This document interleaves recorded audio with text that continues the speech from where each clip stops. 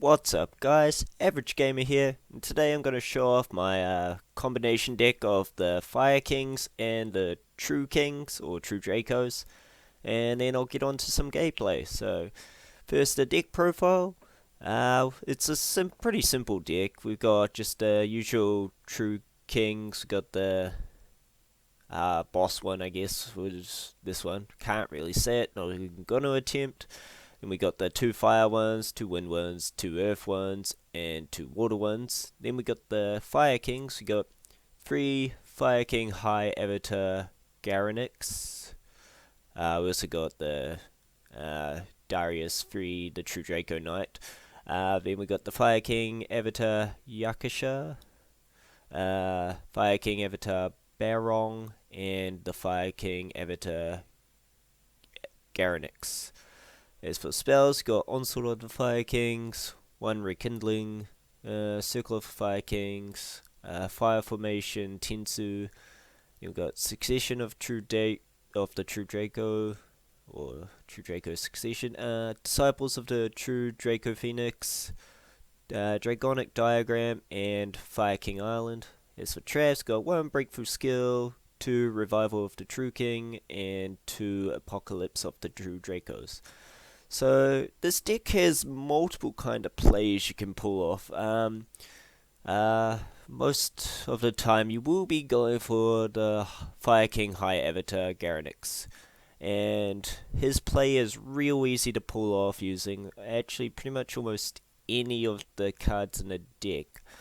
Essentially, what you will want is 1 of the field spells up. You could add a terraforming into the deck if you want to make the deck. I just try to keep my decks mostly around the 40 mark. But yeah, so with the Fire King Island, if this card is face up on the field, when it's sent to graveyard or banished, destroy all monsters you control. But its effect is that you can use one of these effects. It's got once during your main phase, you can destroy 1 monster in your hand, and if you do, add a Fire King monster from your deck to your hand. The other one is, if you control no monsters, you can special summon 1 Fire Winged Beast type monster from your hand. Now, if you got this guy in your hand, yeah, you could just special summon him if you got nothing. But the better way to do it is if you got this guy in your hand, destroy him, then add this to your hand, because he will then destroy... He can then destroy 1 card you control or in your hand.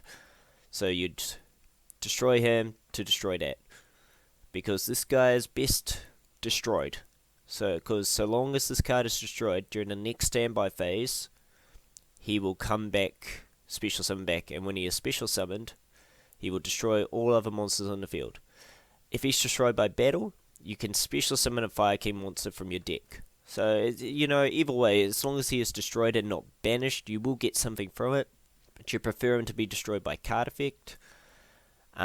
Same with this, all of these guys, you want them more destroyed by card effect. This one can work as if he's destroyed by battle, so that's fine, he's good. Same with this one, if this one's destroyed by battle.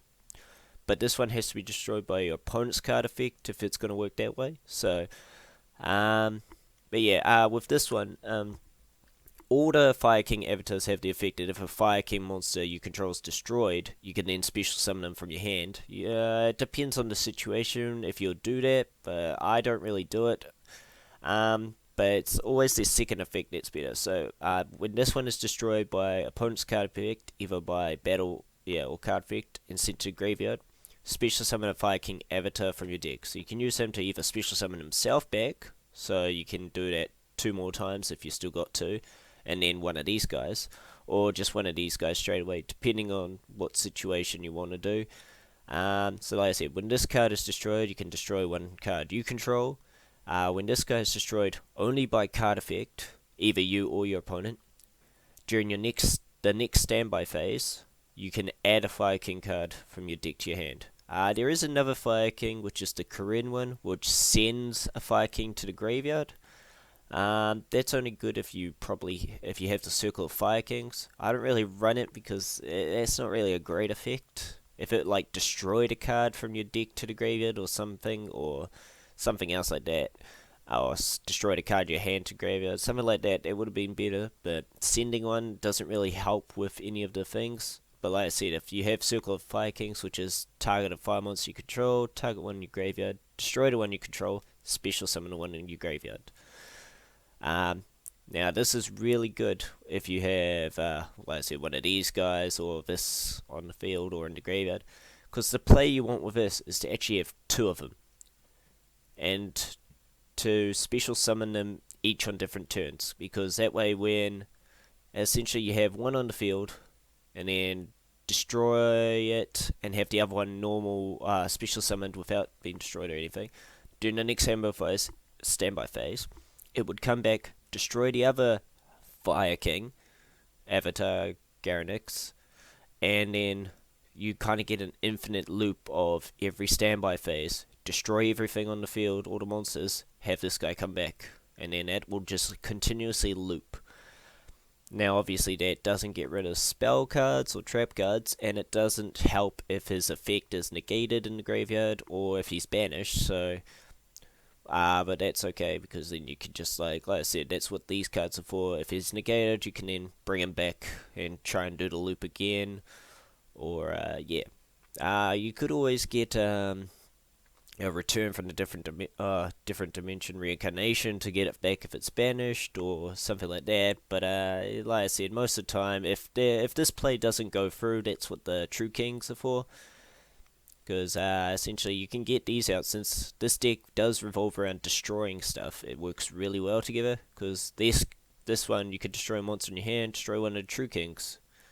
You preferably want to destroy the water or the wind one, because the water will special summon from your deck to the field, the wind will add one to your hand, and the fire one, since these are all fire types, you can then destroy two of them, one on field or both in your hand or whatever, to summon him, use his effect, and then since they've been destroyed, they'll get off their effect, so it's all plus there.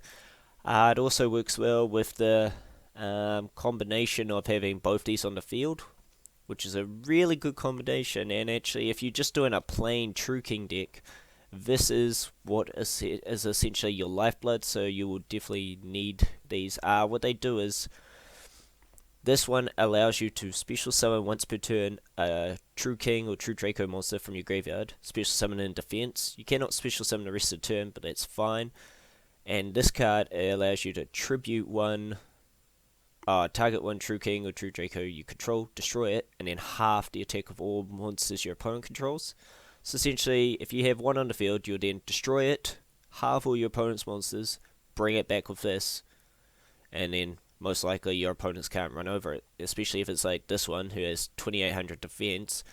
And if you have multiple of these, neither of them can be destroyed by card effects, because that is their effect. Your opponent cannot target other True King or True Draco monsters on the field with card effects, and they can also not be destroyed. So having two of those plus this, you get another infinite cycle. That's kind of like, it's like a Phoenix deck. You can't see, but I did inverted commas there. But yeah. Another good highlighted cards in this deck would be the Onslaught of the Fire Kings. It works pretty much the same as this. If your opponent has a monster and you have none, special summon Beast Warrior, Wing Beast from your deck. So you bring out him, but his effects are negated and he's destroyed during the end phase. So essentially you could bring him out, attack, he gets destroyed during the end phase, comes back, destroys everything else again. So it's definitely a good card to get in first turn. Rekindling is mostly used to bring back these guys from the graveyard. They all have 200 defense, not this guy, he's 17. But yeah, so it's to quickly spam out these guys. They are all banished during the end phase, so it's essentially spam for one of the X Caesars. I'll get into those in a minute. We have the Fire Formation Tensu because they're Beast Warriors. Not the bird one, but yeah, these guys Beast Warriors. So you can essentially then summon both of them once again to play for these. Plus, because it's a continuous spell, can also be used as a tribute for this guy or this guy. So that's also helpful. We only run one of each of the True Draco spell cards because they're not really necessary in this deck. Like I said, you get a lot of cycling through your cards. You don't really search out much. While you do send a lot to the graveyard, most of the time you bring them back with like loops and stuff, so you're never really gonna run out of cards, so you don't need to essentially bring them back. But this is helpful if you need to draw an extra card. And this one's just in there, like I said, because it's a continuous spell card to bring out this guy, or these guys. And then obviously we got two of the True Draco, the Draconic Diagram, their field spell. And that's just, once again, to also destroy a card in your hand or on the field, except this time you just had a True Draco instead of a Fire King. As for the traps, yeah, we run a breakthrough skill. Definitely important, because while I was testing out this deck, while this guy may constantly be special summoned, if your opponent's card cannot be destroyed by, card effects and stuff, he essentially is useless when he's doing his cycle, and if he can't overrun them or something. The breakthrough skill, obviously, since it's done during the standby phase, you can pop it, negate your opponent's effect, then he's destroyed, and you can use it again in the graveyard on your turn. So, which means when one of these is special summoned in your turn, you can use it, or the first time if it's special summoned during your opponent's, you can use it. So, I only, like I said, I try to keep the deck to 40, so I only got one, but like I said, you can run more if you make a bigger deck and add extra cards. There are definitely more cards that work well with these decks. But yeah, let's and then we'll go on to the extra deck. We got run 3 True King VDF the Beast. Probably won't need all 3 bits just in case. Like I said, they empty out your extra deck. You should all know what this is by now. I've gone over it a few times. Then there's also the obvious, the Utopia, that one to that one to that one for his effect. You get those out. We've got 1 Dark Rebellion Xyz. We got a number 59 Crooked Cook. Now, this guy is pretty good, because while you control no other cards on the field, he is unaffected by other card effects. Which is a great effect as well, but his other effect, which is, you can destroy as many other cards you control, then this card will gain 300 attack until the end of each turn, or the end of this turn, for each monster destroyed by this effect and sent to the graveyard. So essentially, if you get him out, and if you have a bunch of like True Kings and stuff, destroy them, he gains a massive boost, and then they'll just pop themselves back most of the time. Do not destroy him unless if you still want him the next turn.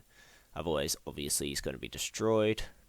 Then, we got a number 101. Got a Castell for, once again, obvious uses. And then we also got a number 58 Burner Visor. This is mostly just for the True King, because with his effect of stopping your opponent from doing stuff, since they usually they cannot attack or activate their effects when you use this effect, popping him over this, if your opponent has something stronger than him, with this attack attached to it, your equipped monster can attack your opponent directly, so that's 3,000 straight to the face, plus if you inflict battle damage, you make your opponent discard a card and then inflict 500 more. So with his effect, you can do this twice or more times depending on how many material he has, and it's just a very good combo. And then the last one we got is the number 57 Tridust Dragon. You got to have at least 3 level 4s for this one. But when this one is special summon, target one monster your opponent controls. This card gains attack equal to that monster. And if your opponent controls more cards than you do, you can detach one material from this card. Choose an unused monster card zone or a spell or trap zone, and then your opponent can no longer use that while this card is face up. This is usually used to just get over something not really powerful. Like there are a lot of high attack cards now that cannot be destroyed by anything except for battle. So usually in rekindling with these guys in graveyard, it pops back as many as possible. So if you have an empty field, and you have 5 of these in graveyard, you'll get all 5 out. Just hope that your opponent doesn't negate it then. But yeah, and then you can break out a couple of these Xyzes. Like I said, you can do both of these at the same time if you got all 5, or even make this in a Utopia, or this in Dark Rebellion, etc, etc. Like I said, there are a lot of different plays for this, but I've been rambling for a little while now, so I'll just let the replays do the talking for the deck, and I hope you all enjoy.